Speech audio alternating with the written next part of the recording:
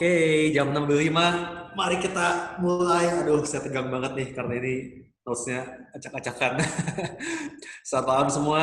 Selamat datang kembali di Me and My Bible. Selamat pagi kali ya buat Marina di Amerika. Jam berapa sekarang? 6 pagi berarti ya. Asik, pagi-pagi udah rajin nih. Ada siapa lagi sih nih? Kamadi bertiga nontonnya nih. Eksis banget di kafe katanya. Sama Egi sama Siska.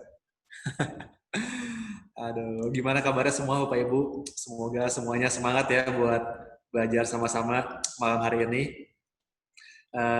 Ini adalah episode kita yang ke-13 gitu ya, dan seperti biasa kita bakal memulai dengan sedikit flashback tentang apa yang kita pelajari di kelas sebelumnya. Oke, di 2 minggu yang lalu kita di Matius 12 kita belajar apa? Boleh tampilkan slide-nya, admin boleh bantu saya. Jeng jeng. Oke, ini rekapan kita di pertemuan terakhir. Oke, kita bahas mengenai Jesus is greater dengan semua contohnya. Kita belajar bahwa Yesus lebih besar daripada sabat, semua aturan. Yesus lebih besar dari si iblis pastinya. Yesus lebih besar dari dosa-dosa kita. Yesus lebih besar dari semua nabi, semua raja yang pernah ada. Yesus lebih besar dari semua hal-hal yang natural. Intinya Yesus lebih besar dari segalanya. Jadi mari jangan bilang sama Tuhan berapa besar badaimu, tapi bilang sama badaimu berapa besar Tuhanmu. Amin. Itu yang kita pelajari 2 minggu yang lalu. Oke, sebelum kita masuk ke episode Matius 13, saya mau dengan cepat coba jawab beberapa pertanyaan, karena pertanyaan yang masuk udah numpuk banget, dan saya merasa perlu mencicil, takutnya kalau nggak pernah dijawab, nanti pada kapok masih pertanyaan ke saya. Tapi saya benar-benar berusaha supaya nanti cari waktu, dikit-dikit saya jawabin. Oke. Pertanyaan pertama, oke, Q&A dulu ya, saya coba jawab 2 atau 3 pertanyaan hari ini. Oke, pertanyaan pertama, ini ada yang masuk dari Leo. Oke. Pertanyaannya dari ayat di Matius 18 ayat 20. Ayatnya bilang, sebab di mana 2 atau 3 orang berkumpul dalam namaku, di situ aku ada di tengah-tengah mereka. Pertanyaannya, kenapa harus 2-3 orang berkumpul? Bukankah Tuhan kita Immanuel? Selalu bersama kita walaupun kita sendirian. Bener banget nih, pertanyaannya luar biasa. Oke, saya coba jawab sedikit ya. Jadi yang dimaksud di ayat ini tentunya bukan berarti waktu kita sendirian di kamar berdoa itu berarti Tuhan gak hadir. Tentu nggak begitu ya. Karena Tuhan kita itu kan omnipresence, ada di mana-mana dan dia selalu bersama dengan kita, dia Immanuel, betul. Jadi konteks ayat ini kalau kita baca perikopnya itu lagi membahas soal bagaimana cara kita menegur sesama orang percaya supaya nggak terjadi perpecahan dalam tubuh Kristus. Oke, jadi ayat ini itu lagi menegaskan soal unity. Karena kita tahu prinsipnya kan selalu diulang-ulang, a place of agreement is a place of power. Ayat lain bilang 1 orang mengejar 1.000, 2 orang mengejar 10.000. Jadi ada multiplikasi power di tengah kesepakatan. Oke? Kalau sendirian ada power nggak? Ada, tetap ada. Karena Tuhan tetap ada juga. Tapi kalau banyakkan, powernya itu bakal berlipat kali ganda. 1 mengejar 1.000, 2 mengejar 10.000. Itu sebabnya kenapa suami istri yang udah menikah perlu berdoa bersama. Ya yang pacaran juga boleh lah, biar modus-modus dikit, ajakin doa bareng, calonnya gitu ya. Gereja perlu bikin pertemuan doa bersama juga. Oke, kenapa kita doa sama-sama? Because there is power in unity. Oke, kebersamaan akan melipat gandakan kuasa doa kita. Itu yang dimaksud di ayat ini. Oke, jadi bukan berarti kalau sendirian Tuhan nggak ada. Oke, Tuhan itu selalu ada. Oke, good question. Next, dengan cepat pertanyaan berikutnya. Oke, ini pertanyaan dari Ibu Betty. Dari ayat Matius 3 ayat 11 dibilang, aku membaptis kamu dengan air sebagai tanda pertobatan, tetapi ia yang datang kemudian daripada aku lebih berkuasa daripada aku, dan aku tidak layak melepaskan kasutnya. Ia akan membaptis kamu dengan Roh Kudus dan dengan api. Oke, ini adalah ucapan dari Yohanes Pembaptis ya, kalau kita ingat kelas kita di Matius 3. Nah, pertanyaannya adalah, apa yang dimaksud dibaptis dengan api? Mungkin waktu itu kurang detail penjelasan saya ketika kita di Matius 3. Nggak apa-apa, saya coba perjelas lagi di sini. Jadi kalau kita ingat lagi pelajaran kita yang waktu itu, ada 2 macam baptisan yang kita percaya, yaitu baptisan air dan baptisan Roh Kudus, gitu kan. Dan baptisan air sendiri itu udah ada perubahan arti, perubahan makna antara di zaman Yohanes dengan di zaman sekarang. Kita ingat bahwa baptisan Yohanes itu adalah declaration of repentance, tanda pertobatan. Seperti yang dibilang di ayat ini kan, tadi ini ayatnya kan bilang, aku baptis kamu dengan air sebagai tanda pertobatan, yaitu baptisan Yohanes. Sementara kalau kita sebagai gereja perjanjian baru, itu baptisan itu adalah declaration of identification. Kita mengidentifikasi diri dengan kematian dan kebangkitan Kristus. Bukan lagi tanda pertobatan, karena pertobatan kita adalah saat kita lahir baru, betul ya? Jadi itu bedanya. Tapi kemudian pertanyaannya, baptisan Roh Kudus disebut juga sebagai baptisan api. Kenapa? Kenapa api, gitu kan? Oke, saya coba jawab. Pertama, pencurahan Roh Kudus sendiri itu kan dilambangkan dengan apa, ingat ketika Pentakosta? Dengan lidah api di atas kepala murid-murid, betul ya? Jadi memang identik Roh Kudus dengan api. Nah, kedua, api ini kalau kita baca di Alkitab banyak sekali ayatnya, api itu selalu menjadi lambang penyucian atau pemurnian. Oke, saya nggak sempat bahas ayat-ayatnya hari ini, tapi selalu dikatakan begitu di Alkitab. Api untuk memurnikan emas, api untuk memurnikan perak, dan sebagainya. Nah, jadi bedanya baptisan air dengan baptisan Roh Kudus, kalau baptisan air itu adalah deklarasi iman kita tadi, bahwa kita adalah milik Kristus, baptisan Roh Kudus itu adalah untuk pemurnian karakter kita. Oke, ingat api untuk pemurnian, ya. Kan saat dibaptis Roh Kudus, kan kita ditenggelamkan tuh dalam kuasa Roh Kudus. Artinya kita membiarkan Roh Kudus menguasai hidup kita dan menumbuhkan buah-buah roh yang ada karakter Tuhan sendiri. Masih ingat apa aja buah roh? Kasih, sukacita, damai sejahtera, kesabaran, kebaikan, kemurahan, kesetiaan, kelemah lembutan, penguasaan diri. Oke, 9 itu. Nah, semua ini hanya bisa nyata kalau kita membiarkan Roh Kudus memurnikan karakter manusia lama kita. Karena yang 9 itu semuanya bukan karakter natural kita. Itu adalah hasil dari pemurnian oleh Roh Kudus. Itu adalah karakter Tuhan sendiri, betul? Jadi itu yang dimaksud dengan baptisan api. Baptisan yang tujuannya adalah untuk pemurnian. Apa yang dimurnikan? Karakter kita. Supaya menjadi semakin serupa dengan Kristus. Oke? Kira-kira semoga menjawab. Jadi itu bedanya antara baptisan air untuk pendeklarasian dan baptisan Roh Kudus itu untuk pemurnian karakter. Makanya disebut sebagai api, karena api itu memurnikan. Oke, sekarang mari kita masuk ke Matius 13. By the way, kalau ada pertanyaan seperti biasa, bisa dikirim ke direct message Instagram saya, dan saya nanti bakal coba menjawab di sela-sela pengajaran kita, oke? Oke, let's go. Mari kita sekarang masuk ke Matius 13, dan dengan mudah saya kasih judul pasal ini sebagai The Kingdom Parables, oke? Perumpamaan-perumpamaan kerajaan surga.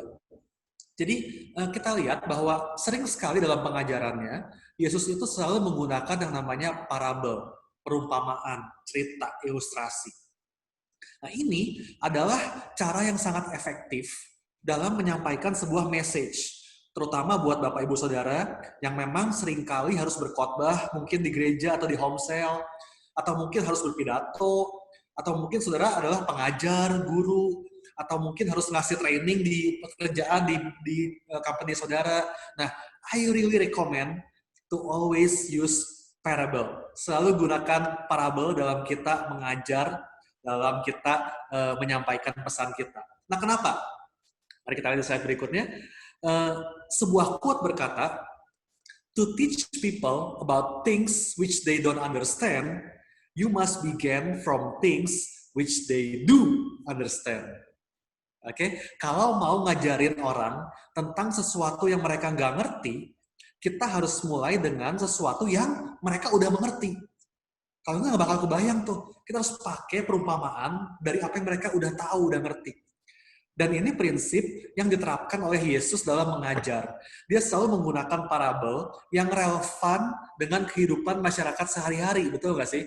Seperti bertani, menangkap ikan, membuat makanan. Pokoknya ini hal-hal yang memang semuanya di zaman itu semua orang nangkep, semua orang ngerti, semua orang bisa merasa connected sama apa yang Yesus bagiin.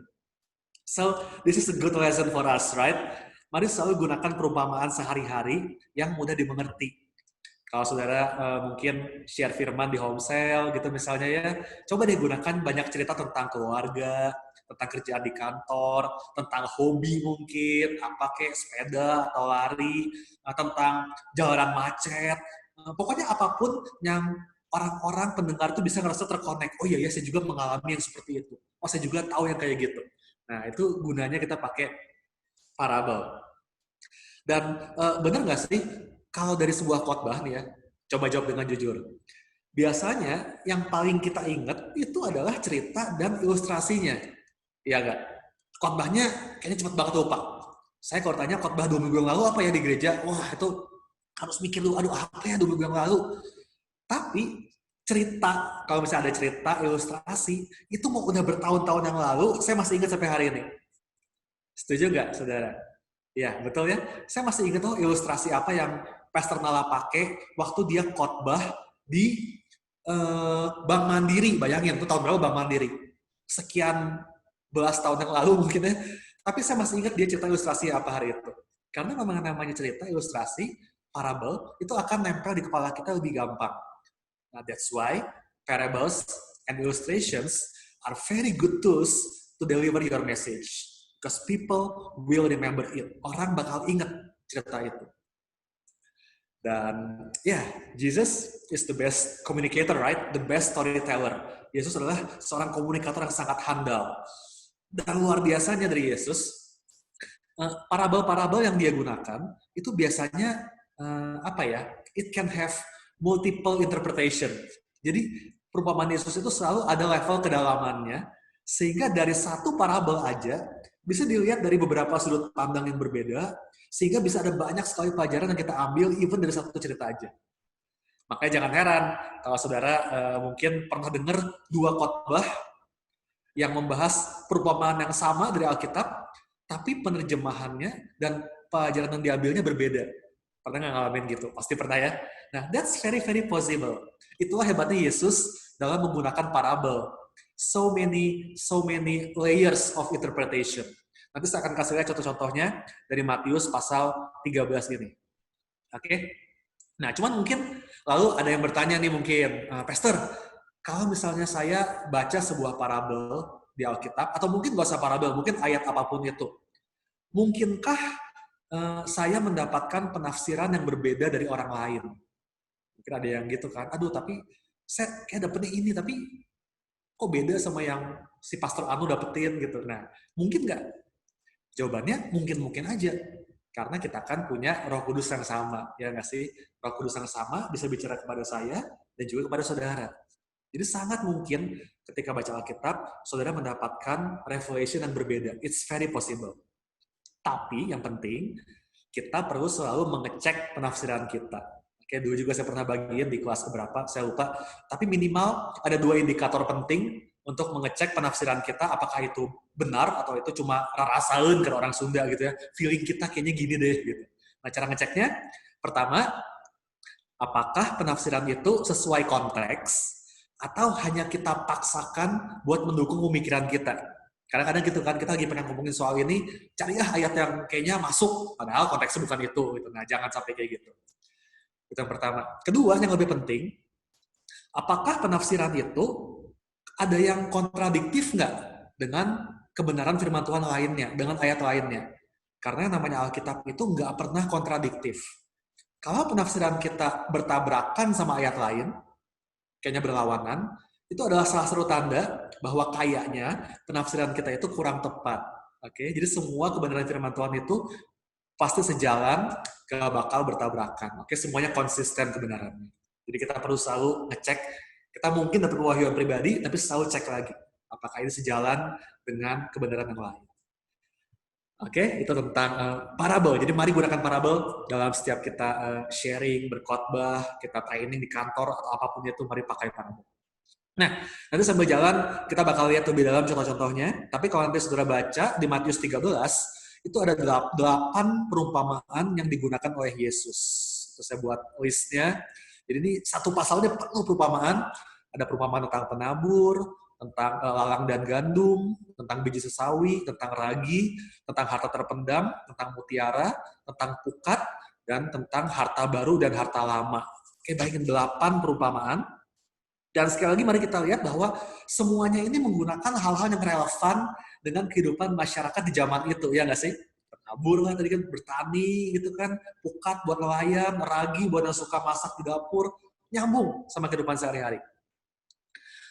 Saya nggak akan bahas secara berurutan 8 perumpamaan ini, melainkan nanti saya akan coba kategorikan berdasarkan pesan yang mau disampaikan melalui perumpamaan itu. Karena ada beberapa perumpamaan yang message-nya mirip-mirip yang Yesus mau sampaikan. Tapi yang pasti, semua 8-8-nya ini berbicara tentang kerajaan sorga. Makanya kita kasih judul bab ini, The Kingdom Parables. Kita lihat selalu Yesus ngomong, kerajaan sorga adalah bagaikan, kerajaan sorga adalah seperti, nah itu karena memang ini semua tentang the kingdom of God. Okay, so these are the kingdom parables. Siap? Kita mulai? Kita mulai ya. Yang pertama. Oke. Yang pertama kita lihat ini ada perumpamaan tentang penabur. Parable of the sower. Saya nggak akan bahas terlalu detail yang ini. Kenapa? Karena ini adalah salah satu perumpamaan yang kayaknya paling sering banget dikhotbahin. Ya, maksudnya saya udah dengar sering banget. Ayatnya di Matius 13 ayat 3 sampai 9. Saya bacain. Dan dia mengucapkan banyak hal dalam perumpamaan kepada mereka. Katanya, adalah seorang penabur keluar untuk menabur. Pada waktu ia menabur, sebagian benih jatuh di pinggir jalan, lalu datanglah burung dan memakannya sampai habis. Sebagian jatuh di tanah yang berbatu dan tidak banyak tanahnya, lalu benih itu pun segera tumbuh karena tanahnya tipis. Tapi sudah matahari terbit, layulah ia dan menjadi kering karena tidak berakar. Sebagian lagi jatuh di tanah semak duri, lalu makin besarlah semak itu dan menghimpitnya sampai mati. Dan sebagian jatuh di tanah yang baik, lalu berbuah, ada yang 100 kali lipat, ada yang 60 kali lipat, ada yang 30 kali lipat. Ya. Siapa bertelinga, hendaklah ia mendengar. Tentunya kalau dibilang siapa bertelinga hendaklah mendengar, bukan berarti banyak dari kita yang nggak punya telinga ya, enggak lah. Ini bicara soal telinga rohani kita. Oke, gimana kita bisa punya kepekaan untuk menangkap maksud yang mau Yesus sampaikan lewat perumpamaannya. Kita perlu punya telinga rohani yang peka biar kita mendengar. So, again, there are multiple layers of interpretation. Saya pernah dengar perumpamaan ini, penabur ini dipakai buat khotbah soal leadership. Saya pernah dengar dipakai buat khotbah soal persembahan. Saya pernah dengar khotbah ini dipakai buat khotbah soal pernikahan bahkan, ya nggak sih? Dan semuanya bagus-bagus banget. Gitu. Jadi ada begitu banyak level yang bisa dipakai untuk menafsirkan perumpamaan ini.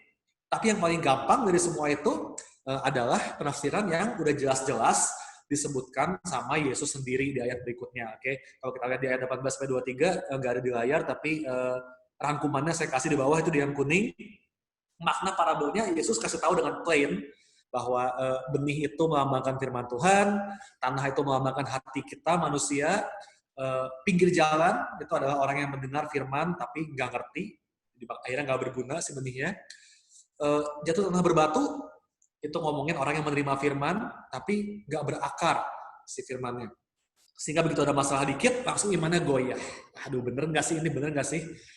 Yang jatuh di semak duri itu seperti orang yang mendengar firman tapi lebih fokus sama dunia. Terjemahan The Passion bagus banget, dibilang orang-orang ini terdistract sama life's busyness, terus dia sama divided heart, dan sama ambition for wealth. Jadi distraction dari kehidupan, hati yang terbagi, dan ambisi buat jadi kaya. Itu akhirnya seperti semak duri yang menghimpit sehingga firmannya nggak bisa bertumbuh. Tapi terakhir, ada tanah yang baik, yaitu orang yang hatinya terbuka saat mendengar firman, sehingga firman itu bisa tertanam, bertumbuh, dan berbuah. Oke, ini adalah penafsiran yang Yesus kasih secara langsung, jadi ini valid. Oke, tadi kan kalau penafsiran lain, kita perlu uji dulu, cek dulu, sejalan nggak sama konteks, bertabrakan nggak sama kebenaran lain. Tapi kalau penafsiran yang satu ini, nggak perlu dicek, nggak perlu repot-repot, udah pasti valid karena langsung dari sumbernya, yaitu Yesus. Oke. Nah, cuman yang saya mau kasih contoh lagi di sini, penafsiran ini pun seperti pedang bermata dua. Oke, bisa dilihat dari sudut pandang yang ditujukan kepada orang yang mendengar firman, bisa juga ditujukan kepada orang yang membagikan firman. See, so many layers dalam perumpamaan. Buat yang dengar firman, Artinya apa? Berarti kita jadi tanahnya kan? Kita perlu cek hati kita masing-masing. Apakah hati kita cukup terbuka seperti tanah yang baik, sehingga firman yang kita dengar bisa berbuah dalam hidup kita. Karena kan benihnya sama, betul nggak? Yang menentukan pertumbuhan adalah tanahnya, bukan benihnya. Orang benihnya sama kok. Nah, apakah hati kita adalah tanah yang baik? Tapi di sisi lain, parabel ini juga bisa menguatkan orang-orang yang membagikan firman. Bahwa sekarang tadi kita jadi tanah, sekarang kita jadi penabur. Pernah nggak sih saudara merasa udah menabur hal yang baik, tapi nggak ada hasilnya?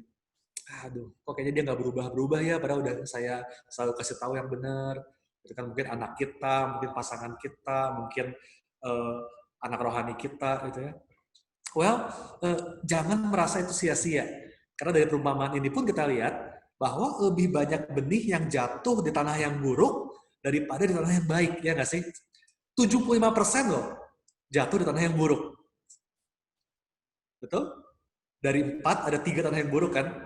Tapi si penabur, ketika ia menabur dan gak bertumbuh, dia nggak lalu jadi pahit gitu kan, dia pundung, udah gue nggak mau nabur lagi ya, kayaknya percuma nih gitu. Enggak. Apa yang dia lakukan? Dia akan terus menabur. Oke, dia terus tabur aja. Karena dia tahu, dari sekian banyak benih, pasti bakal ada yang jatuh di tanah yang subur, nggak mungkin enggak. Dan sekalinya jatuh di tanah yang baik, the result will be abundantly. 30 kali, 60 kali, bahkan 100 kali lipat. Jauh lebih banyak daripada benih yang gagal. Betul? So, guys, saya mau bilang hari ini, don't give up. Oke, kalau hari ini apa yang kau tabur, mungkin kebaikanmu, mungkin waktumu, mungkin uangmu. Kalau kau merasa kayaknya kok gak bertumbuh ya, saya mau bilang mari terus menabur, jangan menyerah. Keep sowing until you find the good ground. And I believe you will find it. I truly believe you will find it. Selama engkau nggak berhenti menabur, terus tabur terus. Sampai kau ketemu tanah yang baik, dan hasilnya saya pastikan bakal melebihi semua kegagalanmu sebelumnya. I promise you that. Karena itu yang firman ini ajarkan. Amin. Jadi jangan pernah jemu berbuat baik. Terus menabur yang baik. Next, kita lanjut. Itu perumpamaan yang pertama. Berikutnya, kita bakal bahas 2 perumpamaan yang punya makna yang mirip. Yaitu perumpamaan tentang lalang dan perumpamaan tentang pukat. Oke, saya agak loncat-loncat. Urutannya tapi nggak apa-apa. Karena ini nyambung 2 ini. Kita bakal lihat yang pertama tentang tares dulu, lalang. Oke, dari Matius 13 ayat 24 sampai 30. Oh, by the way, apa sih persamaan dari 2 perumpamaan ini? Soal lalang sama soal pukat. Dua-duanya tuh saudara lihat, ini dua-duanya bercerita tentang penyeleksian atau pemisahan yang akan terjadi antara orang benar dan orang fasik. Oke? Kita lihat yang lalang dulu ya, ayat 24. Yesus membentangkan suatu perumpamaan lain kepada mereka. Katanya, hal kerajaan sorga itu seumpama orang yang menaburkan benih dengan benih yang baik di ladangnya. Tapi pada waktu semua orang tidur, datanglah musuhnya menaburkan benih lalang di antara gandum itu lalu pergi. Ketika gandum itu tumbuh dan mulai berbulir, nampak jugalah lalang itu. Maka datanglah hamba-hamba Tuhan ladang itu kepadanya dan berkata, Tuhan, bukankah benih yang baik yang Tuhan taburkan di ladang Tuhan? Dari mana lalang itu? Jawab Tuhan itu, seorang musuh yang melakukannya. Lalu berkatalah hamba-hamba itu kepadanya, jadi maukah Tuhan supaya kami pergi mencabut lalang itu? Tapi tuannya berkata, jangan. Sebab nanti mungkin gandum itu ikut tercabut pada waktu kamu mencabut lalang itu. Biarkanlah keduanya tumbuh bersama sampai pada waktu menuai. Pada waktu itu aku akan berkata kepada para penuai, kumpulkanlah dahulu lalang itu dan ikatlah berkas-berkas untuk dibakar. Kemudian kumpulkanlah gandum itu ke dalam lumbungku. Amin. Oke, jadi untuk perumpamaan ini, Yesus juga langsung memberikan penjelasan buat murid-muridnya. Sudah bisa baca dari ayat 36-43, di layar gak ada. Tapi ini ringkasannya juga dari Yesus sendiri, gitu ya. Jadi valid, pasti nggak mungkin salah. Penabur benih gandum itu melambangkan anak manusia atau Yesus. Penabur benih lalang itu melambangkan si iblis, musuh. Ladang melambangkan dunia. Benih melambangkan kita manusia. Dan para penuai melambangkan malaikat. Oke, ini udah jelas banget perumpamaannya. Tapi yang saya mau highlight, kita lihat bahwa di masa ini, Tuhan membiarkan gandum dan lalang itu tumbuh bersama. Betul ya? Ketika para malaikat mau mencabut lalangnya, Tuhan bilang, jangan dulu, biarin dulu aja. Nanti ada waktunya buat kita menyortir. Betul? Makanya saudara, jangan heran kalau hari ini kita melihat, kok ada sih orang yang gak cinta Tuhan, tapi kayaknya hidupnya sukses, kaya raya, Pernah nggak sih kita kesel lihat gitu? Nggak sih? Aduh, kok dia sukses ya? Padahal dia kan dapetnya dari korupsi tuh, dari jahatin orang tuh. Sementara saya kayaknya hidupnya baik-baik aja gitu ya. Saya kerja dengan jujur, tapi hasilnya kok sama ya? Dia enak-enakan dengan cara kotor, cepat suksesnya. Saya kerja keras, banting tulang, mati-matian. Kenapa hasil sama? Ini nggak adil. Nah, saudara, jangan heran. Karena memang dibilang Tuhan izinkan gandum dan lalang tumbuh bersama. Tapi nanti akan ada waktunya. Sabar aja, akan ada waktunya bahwa Tuhan akan menugaskan para malaikatnya untuk menyortir tadi. Lalang, perlambangan orang fasik, akan dibakar ke dalam dapur api, sementara gandum orang benar dibilang akan bercahaya di dalam kerajaan Bapa. So, tenang aja. Tuhan kita nggak buta, oke? Okay? Dia ngelihat kok siapa yang kerja keras dan siapa yang berhasil dengan cara-cara nggak benar. Di Mazmur ada yang ayat yang bilang jangan iri kepada keberhasilan orang fasik. Oke, okay? Kita nggak usah pusingin mereka. Yang penting kita hidup benar, hasilnya pasti Tuhan yang lihat. Dan ada waktunya di mana Tuhan bakal menyeleksi siapa yang mengerjakan semuanya dengan jujur. Oke? Mirip dengan itu, kita lihat sekarang perumpamaan tentang pukat. Ini saya agak cepat nggak apa-apa ya, soalnya ini lumayan banyak perumpamaannya. Dan saya pengen beres tepat waktu. Berikutnya ada perumpamaan tentang pukat atau dragnet bahasa Inggrisnya. Ayat 47 dibilang, demikian pula hal kerajaan sorga itu seumpama pukat yang dilabuhkan di laut, lalu mengumpulkan berbagai-bagai jenis ikan. Setelah penuh, pukat itu pun diseret orang ke pantai, lalu duduklah mereka dan mengumpulkan ikan yang baik ke dalam pasu, dan ikan yang tidak baik mereka buang. Demikian juga pada akhir zaman, malaikat-malaikat akan datang memisahkan orang jahat dari orang benar, lalu mencampakkan orang jahat ke dalam dapur api. Di sanalah akan terdapat ratapan dan kertakan gigi. Oke, jadi ini maknanya sama mirip dengan yang tadi, bahwa ada pemisahan nanti. Saudara, ngomong-ngomong tahu pukat ya, itu ada gambarnya di layar saudara. Nah, ini namanya pukat harimau. Jadi pukat itu adalah jala net yang dibentangkan di belakang kapal. Oke, jadi saat nanti si kapalnya bergerak maju, si pukat itu bakal secara otomatis menyeret ikan-ikan di belakangnya. Kebayang, karena kan kapalnya cepat tuh. Kapalnya maju dengan cepat, lalu si jala di belakangnya itu bakal otomatis menyeret segala sesuatu yang dilewatinya. Kalau saudara banyak ikutin berita, penggunaan pukat ini sebetulnya ilegal di Indonesia. Ya, waktu itu Menteri Perikanan kita, Ibu Susi, mantan Menteri Perikanan kita, dia sempat menyatakan bahwa penggunaan pukat ini nggak boleh. Kenapa? Karena pukat ini itu bakal menyeret nggak cuma ikan tangkapan aja, melainkan juga ikan-ikan kecil dan bahkan terumbu karang. Itu bakal ke bawah semua tuh, kesikat semua sama pukat ini. Sehingga akhirnya ekosistem di laut itu akan terganggu. Sehingga akhirnya banyak binatang yang bakal mati, nggak bakal bisa hidup lagi. Tadi, karena ini pukat ini nggak bisa nyortir. Pokoknya semua yang ketangkep sama dia, diseret ke darat semua. Makanya kita lihat di ayat 48 tadi kan, udah diseret semua ke pantai, harus disortir lagi tuh. Mana ikan tangkapan yang baik, mana ikan yang jelek dibuang tuh. Atau bahkan jangan-jangan ada sampah yang ke bawah juga, itu dibuangin lagi tuh. Sama dibilang lagi, pada akhir zaman, malaikat akan menyortir. Orang benar dipisahkan, dan orang fasik dicampakkan ke dalam dapur api. Dan dibilang di sana akan ada ratapan dan kertak gigi. Wih, ngeri ya, berarti nggak mati-mati tuh. Ya, soalnya bakal meratap terus, kertak gigi terus, nggak mati-mati. Disiksa aja dalam api selama-lamanya. Itulah neraka, serem banget. Jadi itu dua parabel tentang pemisahan pada akhir zaman. Orang benar dan orang fasik. Pertanyaannya, yang harusnya semua bisa jawab. Kita ini bakal termasuk ke yang mana? Ini sudah saya bahas berulang-ulang, tapi it's okay. Sekali lagi saya mau tekankan. Kalau kita udah lahir baru, kita udah terima Yesus sebagai Tuhan dan Juru Selamat, maka status kita adalah orang benar, bukan orang fasik. Bukan karena kita baik, bukan karena kita nggak pernah bikin dosa, tapi karena darah Kristus yang menebus dan membenarkan kita.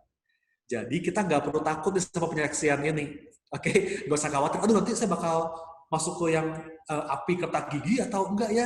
Kalau saudara udah lahir baru, udah terima Yesus, nggak perlu takut, dipastikan saudara adalah orang yang benar. Atau lebih tepatnya orang yang dibenarkan oleh darah Kristus. Amin, so kita tahu kemana kita akan pergi. Amin. Kita udah bahas berapa perumpamaan? 3 ya. Lanjut ya. Perumpamaan berikutnya ya. Oke, next. Berikutnya, dua parabel berikut yang bakal kita bahas adalah parabel tentang biji sesawi dan parabel tentang ragi. Dua perumpamaan ini sama-sama mengajarkan kita tentang satu hal, yaitu yang namanya a small beginning, sebuah awal yang kecil. Mari kita lihat dulu yang soal biji sesawi ya, mustard seed, ayat 31. Yesus membentangkan suatu perumpamaan lain kepada mereka, katanya, hal kerajaan sorga itu seumpama biji sesawi yang diambil dan ditaburkan orang di ladangnya. Memang biji itu yang paling kecil dari segala jenis benih. Tapi apabila sudah tumbuh, sesawi itu lebih besar daripada sayuran yang lain, bahkan menjadi pohon, sehingga burung-burung di udara datang bersarang pada cabang-cabangnya. Oke, saudara bisa lihat gambarnya, saya udah ambilin buat saudara gambarnya. Yang atas itu gambar biji sesawi, ukurannya kurang lebih segitu, kecil banget, bahkan kalau kita pegang di jari kita itu hampir nggak kelihatan, gitu ya. Tapi setelah dia bertumbuh, itu jadi yang bawah tuh, itu pohon sesawi segede itu, gede banget, tempat burung-burung bisa bersarang. Oke, luar biasa. Jadi hari ini saudara, sebagai orang Kristen, boleh jadi iman kita masih kecil. And it's okay. Yesus bilang, iman yang sebesar biji sesawi aja, itu bisa memindahkan gunung. Betul ya? Tapi iman kita, kerohanian kita, nggak boleh sebesar biji sesawi terus. Harus bertumbuh. Supaya apa? Supaya bisa memberkati banyak orang. Seperti pohon yang menjadi tempat burung-burung bersarang. Hidup kita harus bisa menjadi sumber kehidupan buat orang lain. Orang lain harus bisa bersarang di pohon kita, di kehidupan kita. Memberikan kehidupan buat orang lain. Oke? But kalau hari ini saudara merasa masih kecil, entah itu iman saudara, entah itu mungkin pekerjaan saudara, mungkin ngerasa karir saudara kayaknya masih kecil banget, saya mau bilang, do not despise the small beginning. Jangan pernah meremehkan awal yang kecil. Karena dari apa yang kecil, Tuhan bisa lakukan perkara yang besar, asal kita mau bertumbuh. Amin. Nah, tapi lagi-lagi, perumpamaan ini juga adalah sebuah pedang bermata dua nih. Saya jelaskan ya. Sama seperti iman yang kecil, pada akhirnya efeknya bisa sangat besar. Demikian pula, dosa yang kecil akhirnya bisa menggulung dan efeknya itu bisa jadi gede banget. Betul nggak? Jadi sometimes dalam hal dosa, we also despise the small beginning. Kita pikir, cuma gini doang, nggak apa-apa lah. Nggak ada efeknya kok, nggak ada yang tahu, wajar lah, normal, bikin-bikin begini sedikit. But before we know it, biji sesawi itu tumbuh menjadi pohon yang besar, di mana burung-burung bisa bersarang. Dan kalau kita balik ke perumpamaan tadi soal penabur, di perumpamaan tadi, burung melambangkan siapa? Ingat? Melambangkan si iblis yang mencuri benih, betul? Iblis juga datang mencuri benih yang ditabur sebagai burung. Jadi jangan sampai gara-gara dosa kecil yang kita diamkan, akhirnya hidup kita jadi pohon besar tempat iblis bersarang. Ngeri banget, saudara. Betul ya? So do not despise the small beginning. Entah itu hal yang baik, entah itu hal yang buruk, jangan meremehkan hal kecil. Karena hal kecil itu bisa menjadi besar. Pelajaran yang sama kita dapat juga dari perumpamaan tentang ragi. Oke, yang berikutnya perumpamaan soal ragi. Matius 13 ayat 33. Dan ia menceritakan perumpamaan ini juga kepada mereka. Hal kerajaan sorga itu seumpama ragi yang diambil seorang perempuan dan diadukan ke dalam tepung terigu 3 sukat sampai kamir seluruhnya. Oke. Saya ini kebetulan nggak pernah bikin roti, jujur aja. Jadi saya nggak kebayang ragi itu apa. Jadi saya tanya ke orang yang saya yakin paling ngerti soal ragi. Siapa dia? Yaitu pemilik ragi baking course. Oke, ini fotonya ada di layar saudara. This is my good friend, Chef Yohanes Adijaya. Dia salah satu selebgram di dunia patisserie, di dunia bakery, dan dia punya kursus baking yang namanya ragi. Namanya aja adalah ragi, nama sekolahannya. Oke, jadi tentunya nggak salah dong kalau saya tanya ke dia soal ragi ini. Nah, jadi saya sempat kontak dia kemarin dan ada beberapa hal,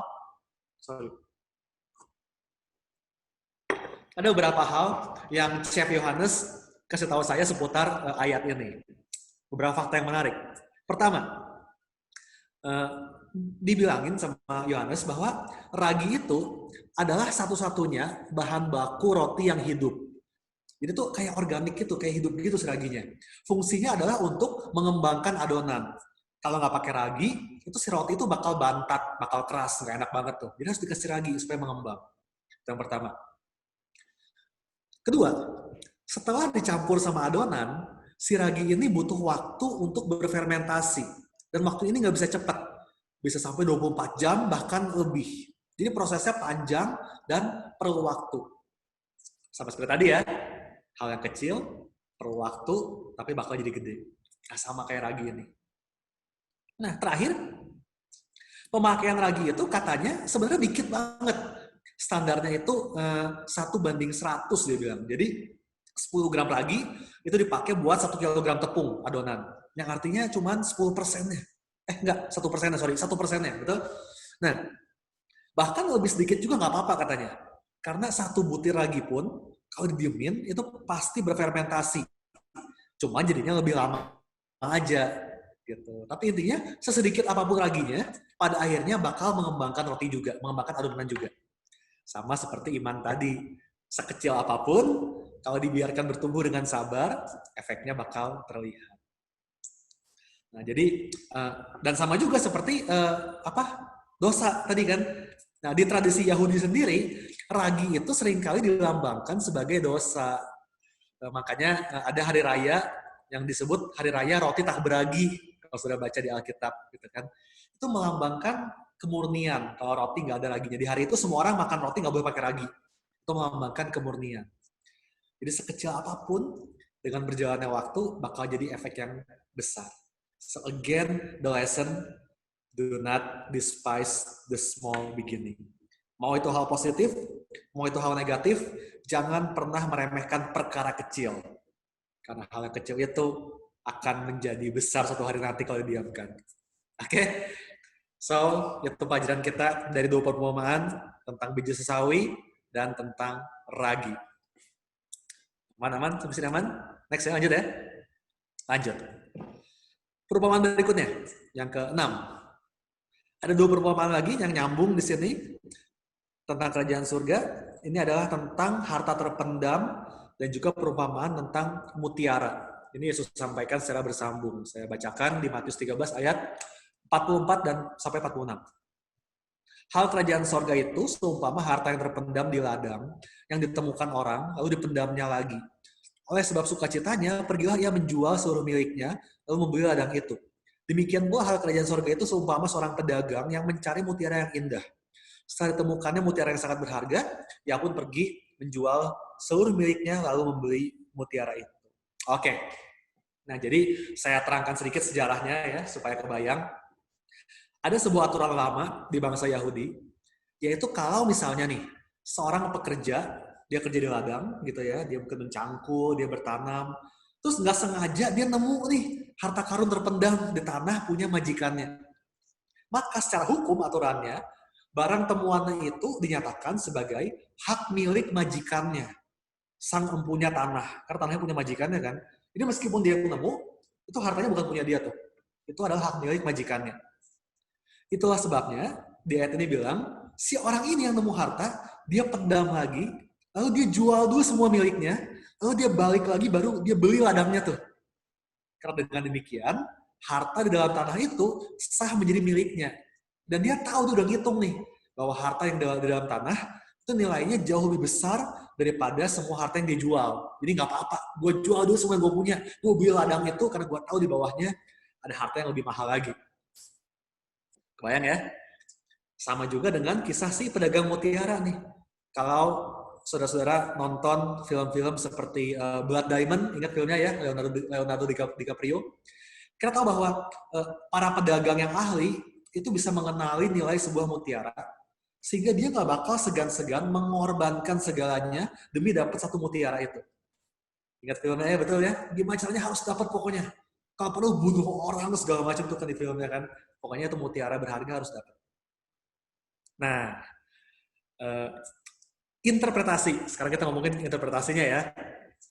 Interpretasi yang umum dari 2 parabel ini adalah bahwa kita harus sadar bahwa yang namanya kerajaan sorga itu begitu berharga, ya nggak sih? Supaya kita jangan segan-segan untuk meninggalkan kenyamanan kita dan membayar harga untuk mengikut Tuhan. Oke, itu penafsiran yang bagus. Saya pun setuju. Saya percaya bahwa kita harus menempatkan Tuhan sebagai prioritas dan kita perlu rela memikul salib, bayar harga demi mengikut Tuhan. That's good, itu benar banget. But again, seperti yang saya bilang di awal, sebuah perumpamaan, sebuah parabel, itu bisa mempunyai beberapa kedalaman dan sudut pandang serta penafsiran. Dan saya menemukan sebuah interpretasi lain yang sangat indah dari dua perumpamaan ini. Saya ceritain ya. I would call them the parables of grace. Because you know lah, I'm a grace preacher. Kayaknya tiap kali saya sharing selalu pasti ada soal grace-nya. Because I think that's my life. My life is all about grace. Nah, saya mau kasih lihat sudut pandang lain dari perumpamaan ini. Bagaimana kalau ternyata yang dimaksud di cerita ini, ternyata ladangnya itu adalah diri kita. Sementara orang yang menemukan harta tersembunyi dalam ladang, itu adalah Yesus. Yesus mencari, dan dia melihat sebuah potensi yang tersembunyi dalam dirimu. Yesus adalah sang ahli permata, dan kita adalah permatanya. And the moment he saw you, ketika Yesus melihat engkau, he said, I love this one. I must have him. I must have her. No matter the cost, saya harus dapetin yang ini. Dan itu yang Yesus buat. Dia korbankan semua yang dia punya. He gave it all, right? Bahkan nyawanya sendiri untuk membeli ladang itu. Untuk membeli mutiara itu. Karena engkau sangat berharga buat dia. Jesus saw the potential in you. Jesus saw the diamond in you. So jangan pernah berpikir bahwa dirimu gak berharga. You are very precious to him. Itu sebabnya Yesus korbankan segalanya buat dapetin engkau. Because he sees what's in you. Dia melihat potensimu, dia melihat mutiara dalam dirimu. Amin. These are the parables of grace. Itu saya dapat dari dua perumpamaan ini. Wow. Coba renungkan dulu sebentar. Betapa kita berharga.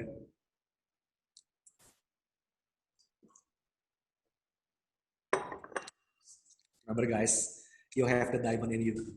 Ada mutiara dalam dirimu yang mungkin kau sendiri belum lihat, mungkin kau sendiri ngerasa, tapi saya nggak bisa apa-apa, tapi saya orang kecil, tapi saya nggak punya banyak hal, saya nggak punya banyak uang, saya nggak punya banyak ilmu. But hey, Jesus saw the diamond in you. Yesus melihat mutiara dalam dirimu. Terus sebabnya dia mau bayar harga yang mahal buat engkau. Amin. Terakhir, parabel terakhir, perumpamaan terakhir. Perumpamaan tentang harta yang lama dan yang baru. Matius 13 ayat 52. Maka berkatalah Yesus kepada mereka, karena itu setiap ahli Taurat yang menerima pembelajaran dari hal kerajaan sorga, itu seumpama tuan rumah yang mengeluarkan harta yang baru dan yang lama dari perbendaharaannya.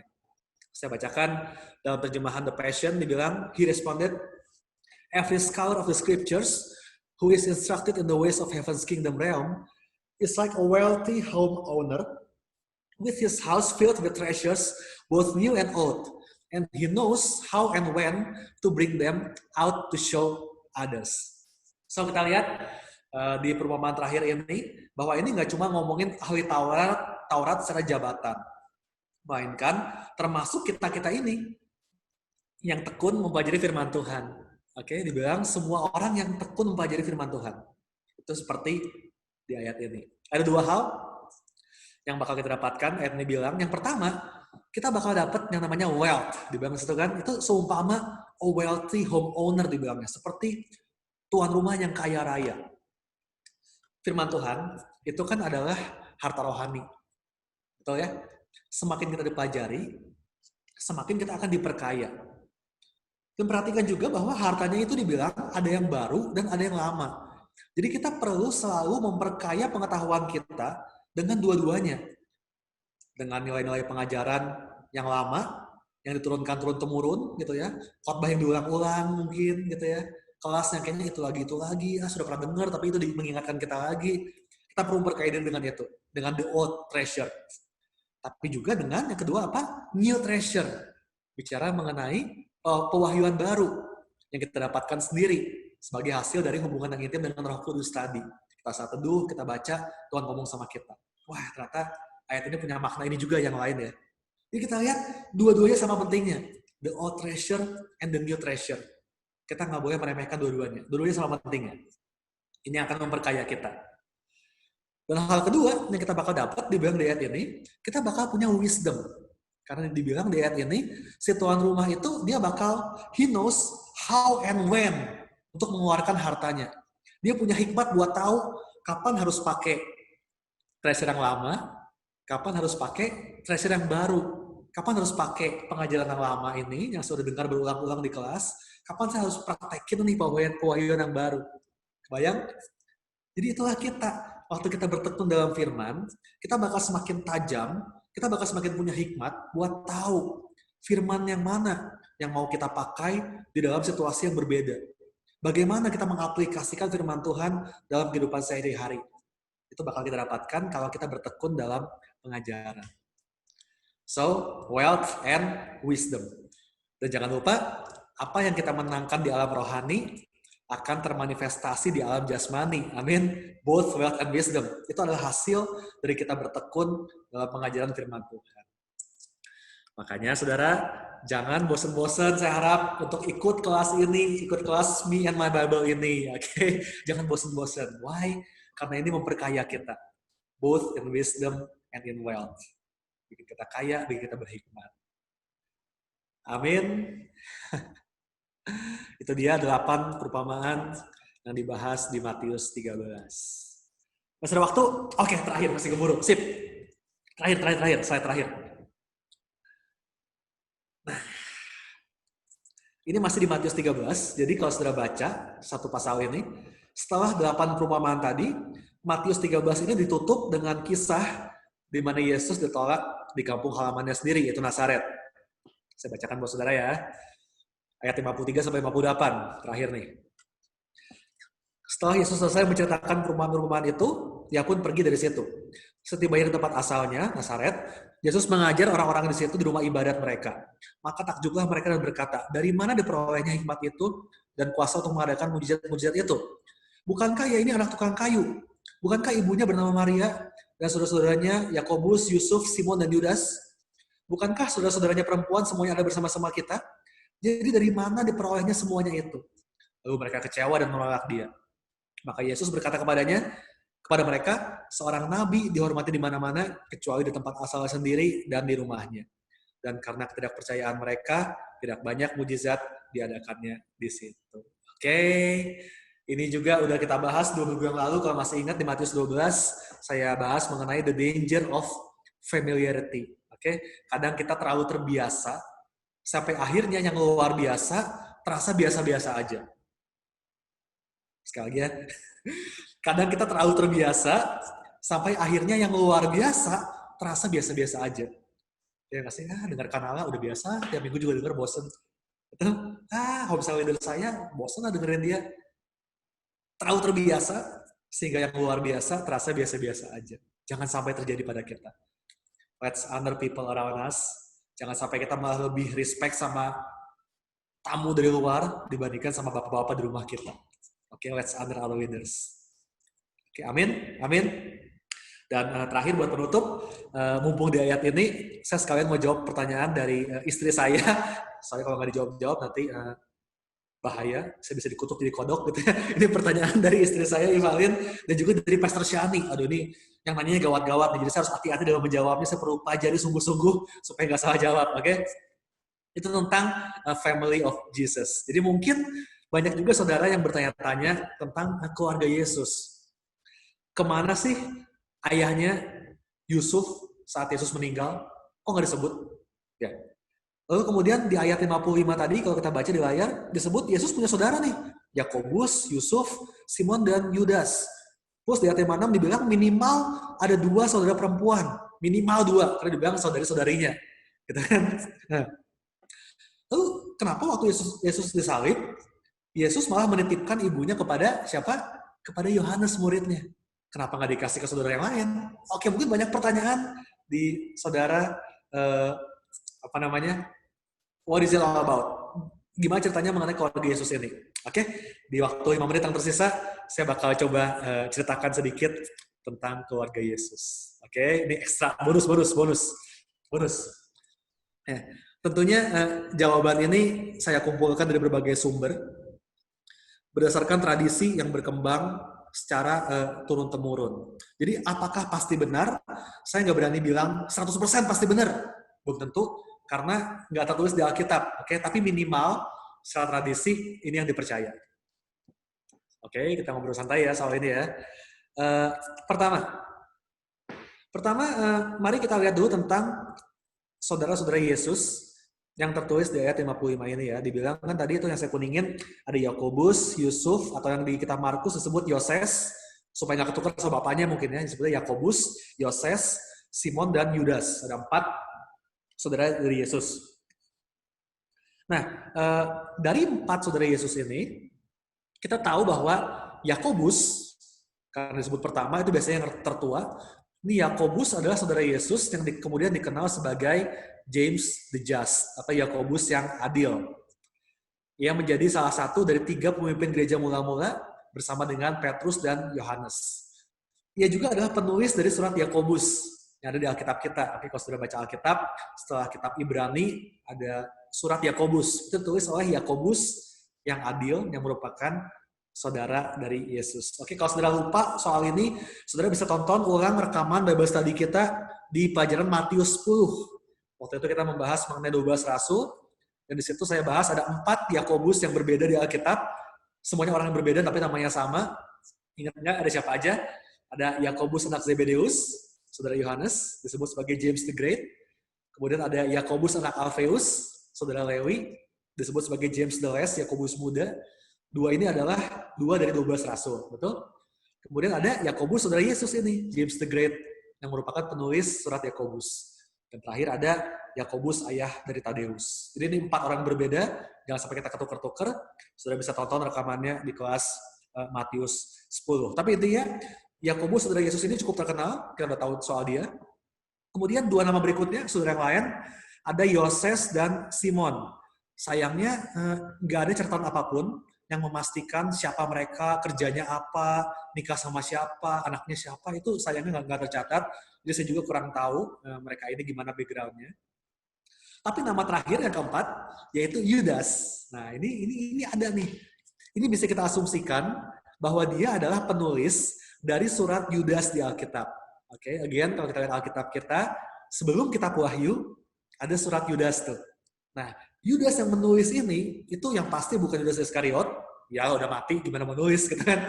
Dan bukan juga Yudas Tadeus, melainkan Yudas saudara Yesus. Tahu dari mana? Karena kalau kita baca Yudas 1 ayat 1, jadi ayat pertama di surat itu, si Yudas ini, dia memperkenalkan diri sebagai hamba Kristus dan saudara dari Yakobus. Oke, saudara dari Yakobus. Jadi kayaknya make sense banget kalau para ahli teologi semuanya berasumsi bahwa ini adalah Yudas saudara Yesus yang menulis surat Yudas ini. So, kita bisa lihat bahwa ada juga yang nanya, waktu itu saya lupa siapa, ada yang nanya, waktu Yesus hidup di dunia, saudara-saudaranya itu pada nggak percaya sama dia. Nggak yakin bahwa dia itu Mesias. Ingat nggak? Bahkan dibilang, ini takutnya dia kesurupan, orang gila. Makanya mau disuruh dia, mau dibawa pulang. Ingat nggak kisah itu? Tapi pada akhirnya, setelah Yesus naik ke surga, in the end, saudara-saudara Yesus itu akhirnya percaya juga. Bahkan 2 dari mereka, yaitu Yakobus dan Yudas, itu menulis surat yang sampai hari ini ada di Alkitab kita. Oke, itu sekilas tentang the brothers of Jesus. Yakobus, Yoses, Simon, dan Yudas. 2 dari 4 menjadi penulis Alkitab kita hari ini. Luar biasa ya. Nah, sekarang terakhir, mari kita bahas mengenai Yusuf. Ayah Yesus, si tukang kayu ini. Apa kabar Yusuf? Kemana dia? Gitu kan? Oke. Kita selidiki sama-sama ya. Nah, terakhir kali, nama Yusuf itu muncul di Alkitab ketika Yesus berusia 12 tahun. Ingat kisahnya, waktu itu Yesus ketinggalan di Yerusalem, sehingga akhirnya kedua orang tuanya udah pulang tuh kan tengah jalan, Yesus mana? Mereka balik lagi ke Yerusalem, ingat ceritanya? Dan mereka menemukan Yesus lagi bertanya jawab dengan para ahli Taurat di Bait Allah. Nah itu terakhir kalinya nama Yusuf disebut, setelah itu nggak pernah nongol lagi tuh nama Yusuf. Kenapa? Pertanyaannya kan. Nah, again ada banyak penafsiran, tapi kemungkinan besar yang saya pelajari, alasannya adalah karena ya Yusuf udah meninggal. Dan most probably, dia itu meninggal sebelum Yesus memulai pelayanannya di usia 30 tahun. Soalnya, kalau Yusuf meninggal setelah Yesus berusia 30 tahun, kan Injil kita itu adalah catatan dari kehidupan Yesus setelah dia berusia 30 tahun, ya nggak sih? Pelayanan Yesus 3,5 tahun itu kan dari umur 30 sampai umur 33,5 dia disalib. Nah, kalau Yusuf meninggal seudah Yesus usia 30, saya rasa harusnya di gospel kita bakal dicatat peristiwanya, ya nggak sih? Karena peristiwa penting tuh. Pasti bakal dicatat Yesus datang ke pemakaman ayahnya, atau Yesus berduka, atau ada sebuah makna yang Yesus ceritain ke para pengikutnya, betul nggak? Tapi nggak ditulis. Makanya kita asumsikan kemungkinan besar Yusuf meninggal sebelumnya. Mungkin ketika Yesus masih remaja di usia belasan atau usia 20-an, nah pokoknya sebelum dia mulai pelayanannya. Oke? Nah, jadi menurut tradisi, kalau saudara pelajari, ya menarik banget nih, saya juga baru pelajari, Yusuf itu ternyata udah pernah menikah sebelum dia mengambil Maria menjadi istrinya. Bahkan katanya, waktu menikahi Maria, Yusuf itu usianya udah cukup lanjut, sekitar umur 80 tahun. Sedangkan Maria waktu itu kita tahu masih muda banget, usianya masih belasan, mungkin 16 sampai 18 lah sekitar itu usianya.